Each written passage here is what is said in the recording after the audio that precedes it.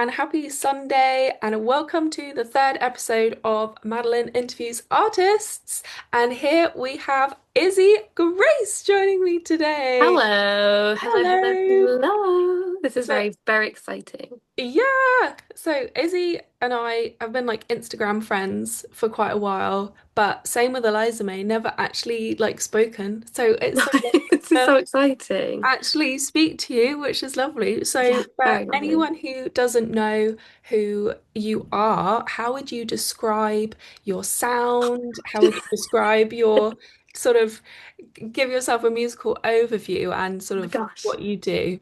Oh my gosh. I knew these were going to be about me, and I'm like, oh no, who am I? Um, I think I'm having an existential crisis right here. So I am, well, Izzy Grace, that is me, that is my name. Although in the midst of considering changing it, so will I be Izzy Grace when this airs? Probably still. I won't have made a decision. I make folk music. I write really, really sad songs, but when I perform them live, I will hit you with the most unhinged lore, which will give you a full sense of security pretty much every time. Oh gosh, that's such a funny way. That's such a funny way of describing your sound. It's so interesting that you use the word folk to describe your sound, actually, because I think when I've listened to your stuff, I would have classed it in maybe a bit more poppy than Yeah, folk. so I've had a bit of a journey. So I used to make pop music. So I started writing new music, and I'm currently finishing off an EP, which is Ooh. all very, very folky. It's got like mandolin, strings, harmonies, sad lyrics, all the things you could want from folk music. And I used to write like electro pop and stuff, and then I had like a band, so we did like indie pop for a bit. So my music sound has kind of like evolved, and now we're in like the realm of yeah, folk music, which is so random. But if you listen to my music online, you'll be like, you're a liar. But it just hasn't released yet, really. I've done like three-ish, well, soon to be three-ish songs with like folk kind of vibes. Oh, so soon to be folk. Soon to be folk. I play folk live, so that's what I have to just. I'm like all Uh, my because play all my new ones live. I don't play any of my old stuff. oh, no, Yeah, really? yeah. I completely switched it up massively, mainly because some of the songs I don't know how to play myself. Oh, So I'm like, I can play sorry. my new ones. That'll do. Oh, that's so sad. Wait, is it called, is it in the kitchen? Is one of Yeah, your kitchen songs music. kitchen So I music? do That, that one. I do that live. oh, okay, because that's my favorite one. I love that song. Yeah, so that's like kind of the new moving into this like home and kitchen music. They were kind of the starters of Okay. the new sound. So yeah, they're in there. They're in there 100%. I wouldn't escape those. So Oh, okay. Oh, that's so good to hear. No, because that is my favorite one. That's on my like driving playlist. oh That no one. So way. yeah. Well, that's an emotional song to like crack out when you're driving. I love that. Yeah, like late night driving if you want to be sad girl. Yeah, literally. It's on that playlist. That is exactly kitchen music. Oh my gosh. I'm gonna need that like permanently as a description for the song. Late night wanna be sad girl. It is perfect because sometimes you need to use music to just like get your feels out. Oh, 100%. That's a perfect song for that. No, I definitely agree. And some songs are really random for it, but like it's really nice to have songs where you're like, I could just cry a little bit, be emotional, and I'll be fine once it's done. And I'll have a great time doing it because the song's an absolute banger. Like, Yeah, yeah, I totally agree. I love that. So so this new EP you're releasing then, are we allowed to Yes. know the name of I it? haven't got a name. I And haven't picked a name. I've been torn between a few. I keep changing my mind because I can't make a singular decision. And I'm kind of waiting for it to be like properly mixed, so then I can feel the like sort of the energy of it really. So I thought about like we'll maybe get some opinions, but I got one. I'm torn between two. There's one that's I don't know how, but I lost myself, which I think is quite like artsy.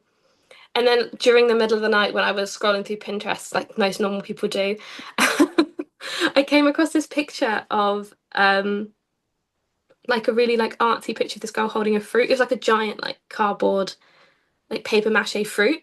And I was like, oh, I could have like, like the fruits of my labor, because I was like, this really is the fruits of my labor. But it's all a bit sad. So I was like, maybe it would be the rotting fruits of my labor. But I feel like that's a little bit too dark. But I do really Whoa. like it could be cool. Um like yeah, the right so it's either at the moment it could 100% change again. But it's either I'm torn between I don't know how, but I lost myself and the rotting fruits of my labor. So they're very different, but they are the two top contenders currently. Wow. They definitely kind of fit the folky vibe that you're going for because I always just sort of associate folk as like forest, medieval vibes, fairy Yes, tale.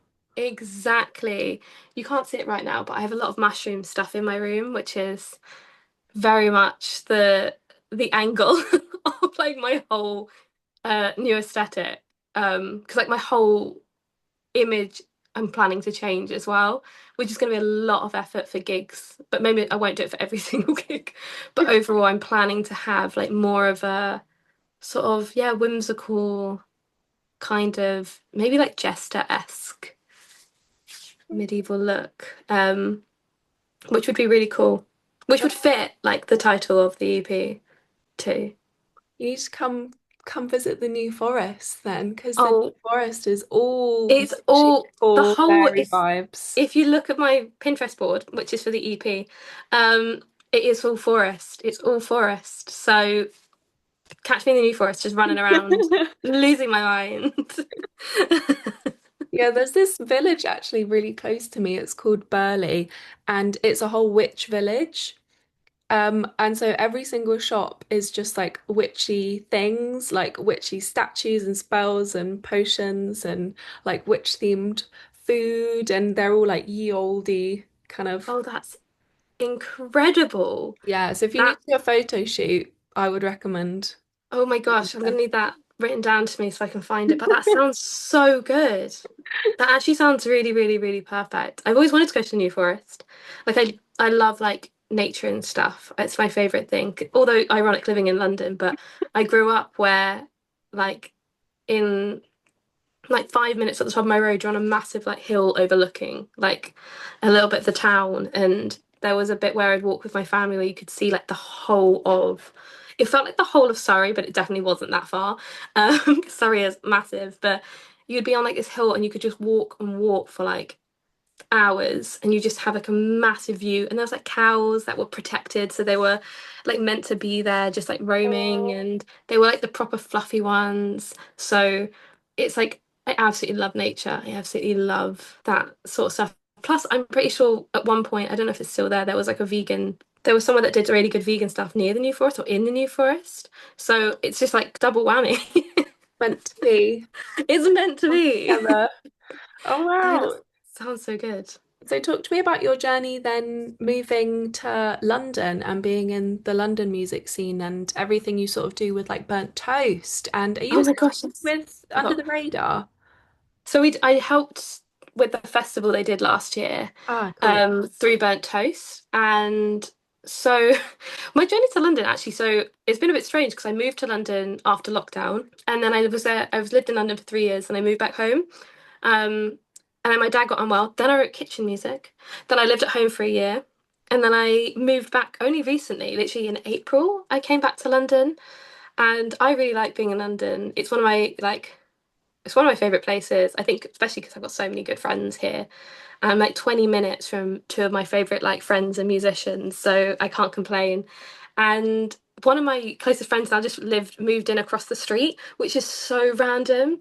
When she was looking for a place, she like said this is the area, and I was like, okay, what road? And she said the road. I was like, that's my road. That's literally where I live. And she lives opposite, which is so crazy. But like I don't know. I think if I hadn't moved to London a few years ago and I was looking to move for music, I think I would have always landed in London because I've always been so close to London.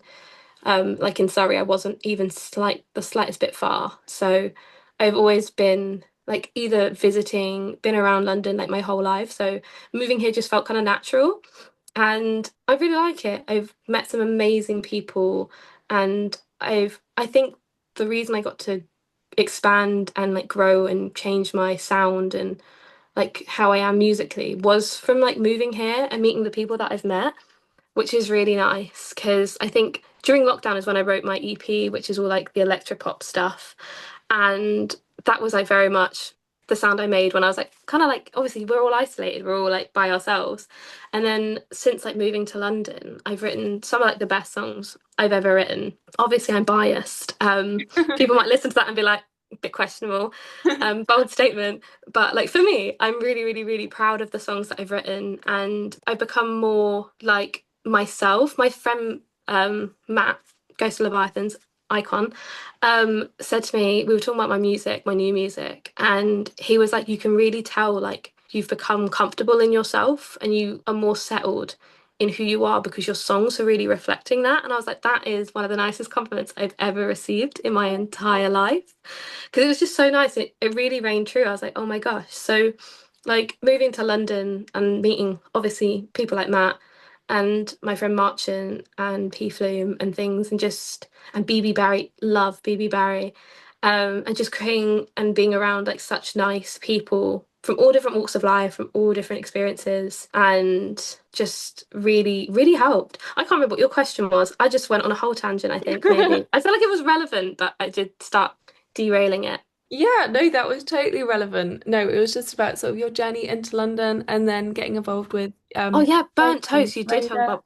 Yes. So sorry, you can leave this in, but I don't know where my kitten's gone. It's not even mine. Oh. She's walking around like the edge of my bed. But yeah, so with burnt toast was a really, really amazing thing to like happen to my life. So, and we've done such really cool things. Like yeah, we worked alongside Under the Radar with their festival last year, and we worked along B-side with their festival last year, and we have done such lovely like little gigs. We're slightly shifting our structure for next year because my work is quite intense, and with my EP and things, so a lot of the work I do behind the scenes might have to become a little bit more minimal. So we're shifting how we're going to do our gigs next year. We'll still do gigs, we might just do less and like focus on like a couple of socials as well, which will be really nice because I think at the moment we really need the chance for like especially musicians to just like meet and hang out and not do the pressure of like going to a gig, because I think there's so much pressure of like, oh, there's this gig going on, oh, I spend this much money,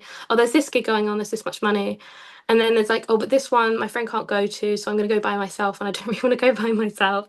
Whereas like a social, if you just like meet somewhere and you don't have to do anything, you don't have to bring anything, you just turn up, there's a lot less pressure, and hopefully that will help create more like just friendships, I guess. Like not even networking, just to hang out with people is nice. But yeah, we started Burnt Toast, yeah, 2 years ago. 2 years ago in June was our first gig ever, which we had Eliza May. She was one of our first artists, and the first lineup was very random.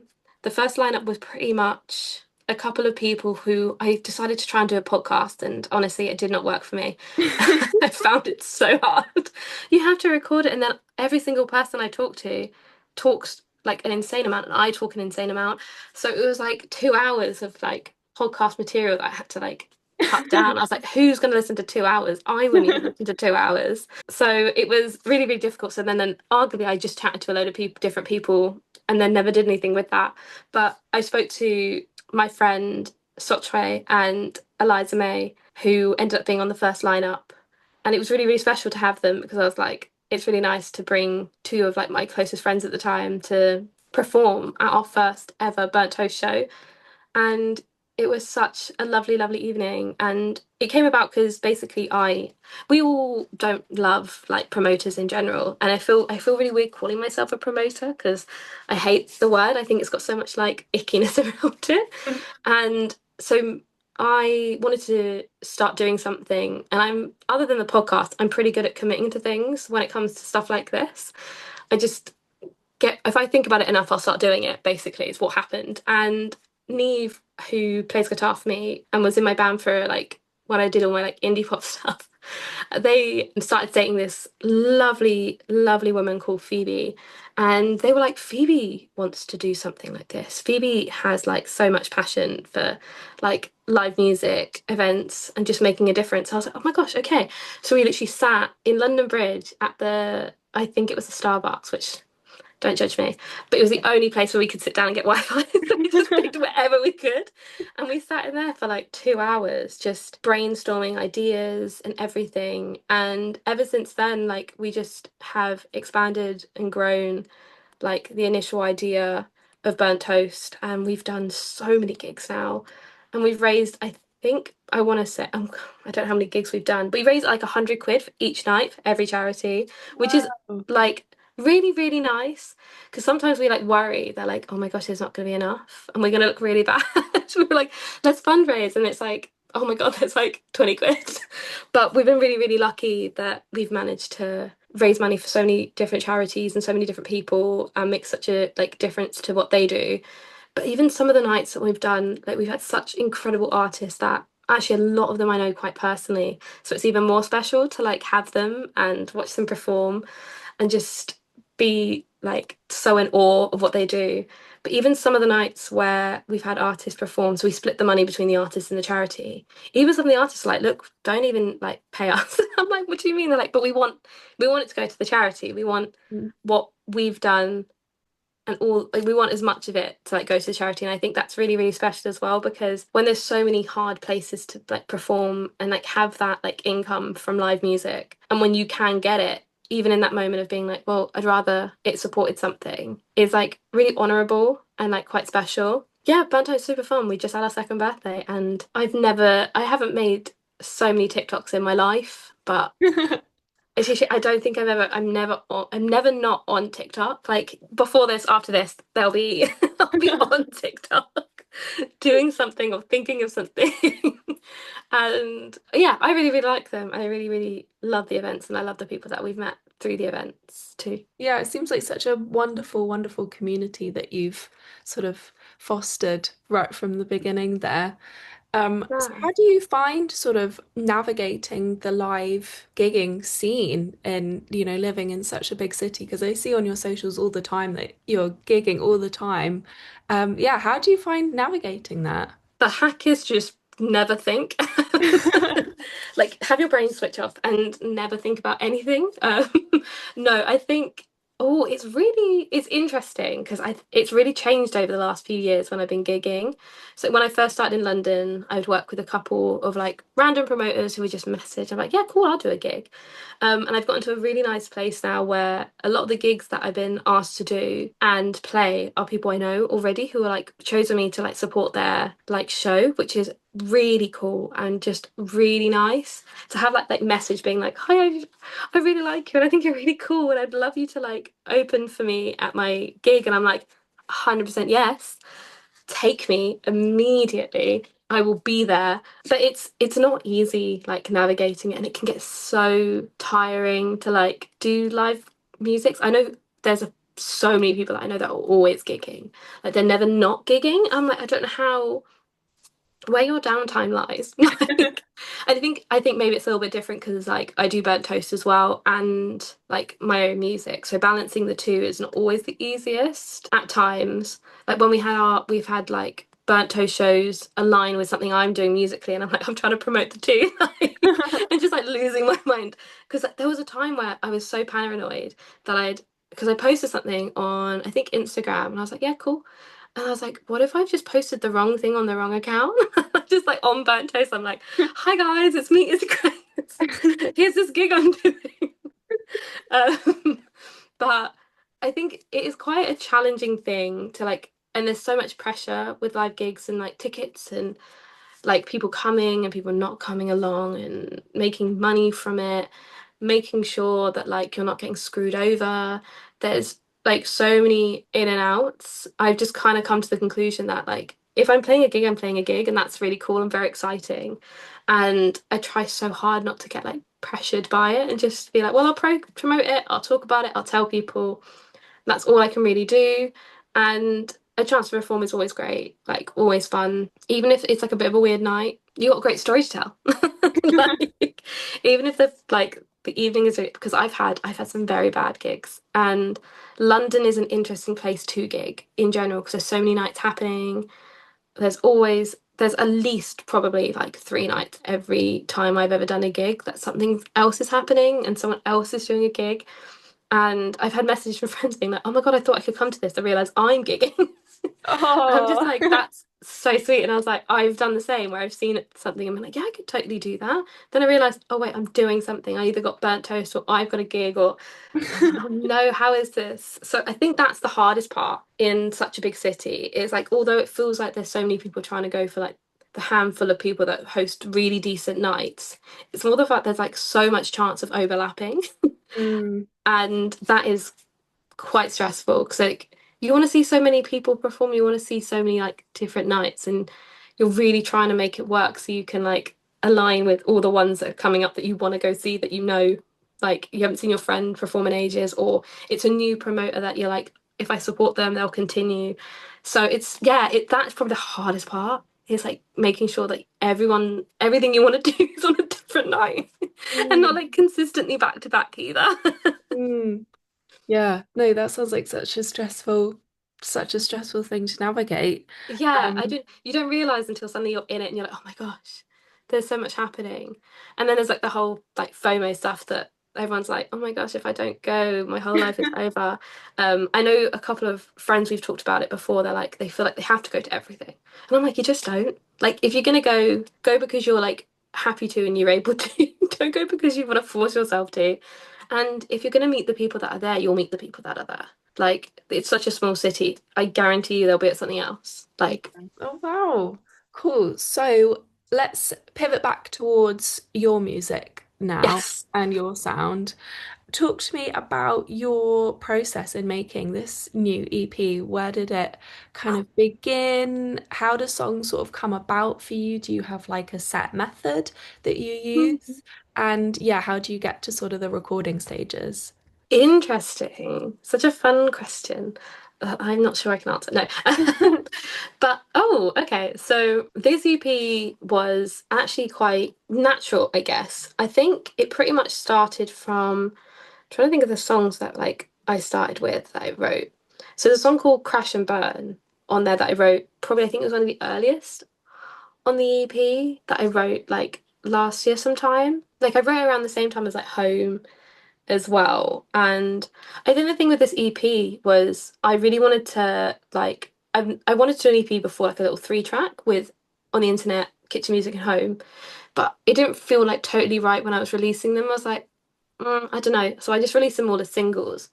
And then I was writing alongside all those songs and when we were recording them as well. And I was like having this moment when I was writing them and recording, I was like, these really feel like a collective piece. Like I accidentally more than anything, because I don't write for the intention of like, let me write this song so I can record it and release it. I just write because I'm like, it's nice to write. And when I've written a couple more songs, I was like, no, I really like these. And I started playing them live and I was like, I really enjoy playing them live. I really enjoy singing them. And I really feel like they speak on so much of what I want to talk about because a lot of my older songs, like what I talk about, was very much kind of surface level to myself, if that makes sense. So very much cliche, like, oh, I think the most like my EP, my first ever EP was probably dipping some toes into some like deeper, darker, more personal stuff. And then like High Priestess was another one where I was a bit closer. But a lot of my songs are very much fun or like very relationshipy, very much why doesn't he like me kind of vibe, or like we thought this would be perfect but it's not and they're actually a bad person. Screwman was like ended up being very much like the vibe of all these songs that I've done before, but when I was writing the EP like songs, I think yeah, like Matt said, I think I've just settled into myself. So they all came quite they weren't all like easy to finish, but they were all very much like I knew what I wanted to say when I started writing them by like pure chance. So and every single song has like a personal meaning other than mooncalf, which I wrote because I found the word on TikTok. They were like going through like medieval terms that we should bring back, and one of them was mooncalf, and I was like, that's such a pretty word, and it means like daydreamer. And I think it has like a little bit of a meaning because I was like, it is very much about being a daydreamer, which is myself. I am a massive daydreamer, and just wanting to like leave reality many, many times. But it's more of just like a fun song. But all the other ones that I've written have been very like personal and stuff. And I don't think I've got a very set technique because I've changed over time. Like sometimes I've written the lyrics first and then created the song. Sometimes I've found like the chords and stuff and I've created the song. I think with this one actually, for the EP, the new songs, the thing I've noticed is I've been trying to get better at guitar. So I used to play guitar, then I got deeply terrified of playing guitar, so then played keys instead. Didn't really like playing piano. Um, so then I started writing guitar again. And there was a point in just before lockdown where I was writing on guitar and I would write like very like I just some of my favorite songs actually. Like I've never done anything other than put them on SoundCloud, but I really enjoyed those songs. So then all my new songs are kind of like a nod to that period of my life where I was like just writing a little bit better. Um, Oh, and like I write very similarly to how I was then, which is really nice. Yeah, it was like gaining a little bit of myself back, but then I was trying just to be better at guitar. So a lot of the songs on this EP are all like picked guitar parts pretty much. I think other than one, that one's like strummed, but those are nice chords. So I was like, it's a middle ground. But I think for this new lot of music, the challenge, I was actually more challenging myself than anything. I was trying to create like a picked guitar part with a nice melody, and they just happened to fall into place quite nicely, which is yeah, it's really really nice to be honest. I haven't really thought about it. I really enjoyed that question. I've now actually thought about like the process, and I've never really sat down and really thought about it, so that was nice. oh, no, it's so lovely. It's lovely to like actually just think about where songs come from as well, because sometimes as an artist, songs are just like vomit themselves out. No, that's Like exactly it. you don't know how they came about. And then No. sometimes it's really nice to have that retrospect and, see how far you've come as well. Yeah, it is exactly that. Like, and you're so right. Some songs just sort of appear and you don't Yeah. really know how they've appeared. Um, Kitchen Music, I think, was one that just kind of like happened. And I think maybe one or two on like the EP, but some of them I've had to take time away from them and then come back to them because I like once you realize what you're trying to say, you're like, I need to say it like right. So let me take a break. Like one of the songs is called Guinea Pigs, and the first two verse. Oh no, did I even have the first two verses? I think no, yeah, I had the first two verses and like the chorusy bit. Because it's very much verse verse chorusy thing, verse verse chorusy outro. um, it's very folk in its structure. Like that's the other thing with these songs. They're very like the structures are very different. I think only two of them have a bridge, whereas the other three do not. No, wait, three of them have a bridge, the other two don't. And I forgot about one of the songs. And but with Guinea Pig, because the song I was writing, I'd seen a lot of awful stuff on the news, and it's a very, very like hard like song if you really listen to the lyrics, to be honest. Even for me, like when we recorded it, I was getting so like emotional singing it. I was Oh, like, I was like, in like the second half is so like it talks about sort of the government, the world around us, and like climate change. So it's all like really fun, and very casual conversation stuff, like very low brow, but and like when we record it, so I record with Finn, and he's so lovely, and he's like, he just completely got the vision, which is really nice. He did like kitchen music home and on the internet. So working with him again for this EP was just like perfect, and it was like a no-brainer completely. And when we were recording it, and I'm singing the second verses, which where I start talking about like climate change and stuff, and it's something I'm very passionate about. And I was like, the song builds, and I know I get angry. And then when I was more at to sing it, the more I was like leaning into the words. I was like, oh my God, no, I am really angry about this. It was so crazy. I've never had that before when like recording lyrics or anything. I've never had the like an emotional like takeover when I'm just trying to sing. I'm like, I just want to sing it, guys. Like, come on. But oh. yeah, no, it's really, really cool. It's really, really cool, but very strange.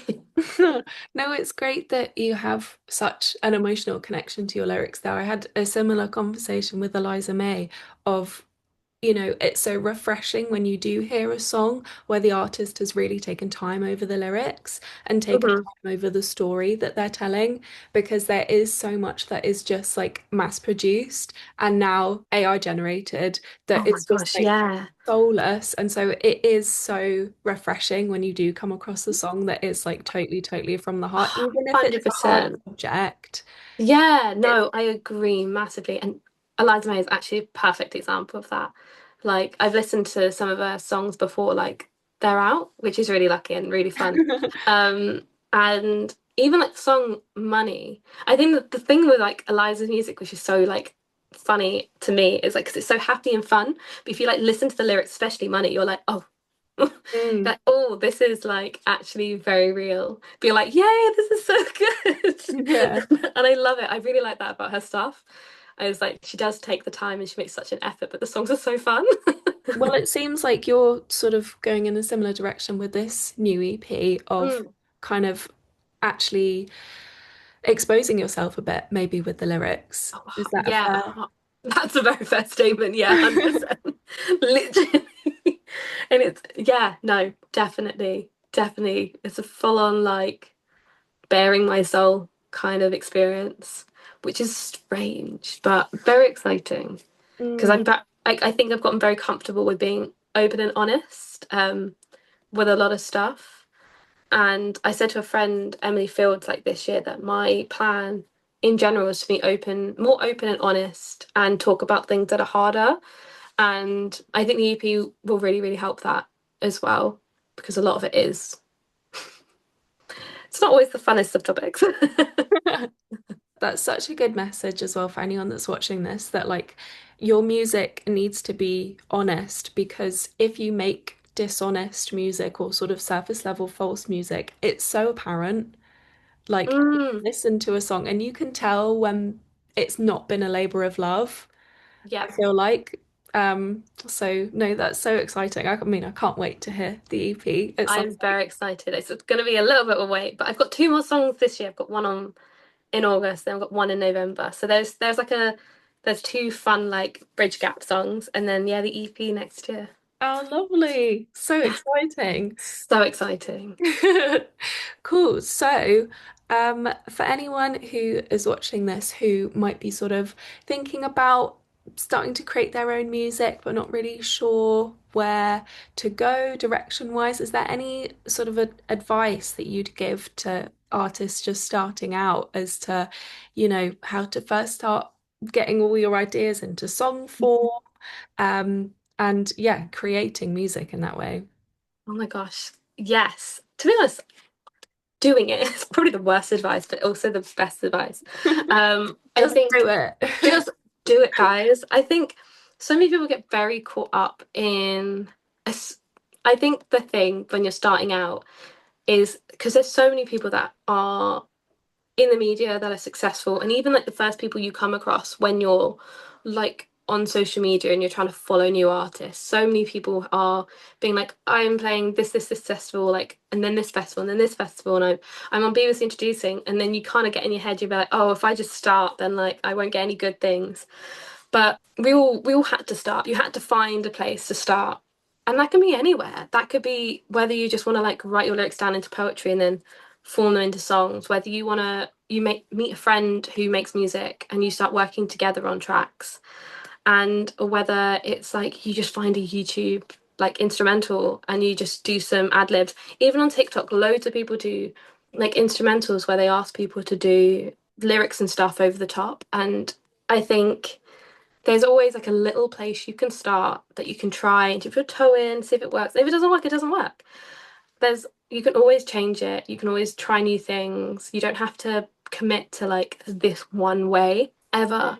Like how I've made my music, how I make my music, and how I've written, what I've talked about, how I've like what instruments I've played, what the sound is.